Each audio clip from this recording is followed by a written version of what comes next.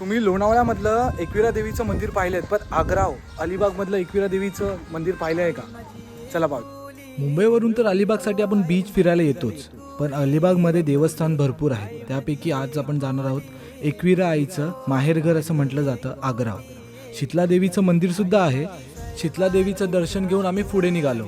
वाटेवरती एक छोटंसं मंदिर दिसलं. हे मंदिर होतं सातबायांचं गवलीदादा आणि भराडे देवी मंदिर चौल.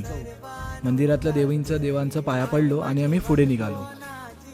आता आपण आलेलो आहे आग्रावला. एकविरा देवीचं माहेरघर असं म्हटलं जातं.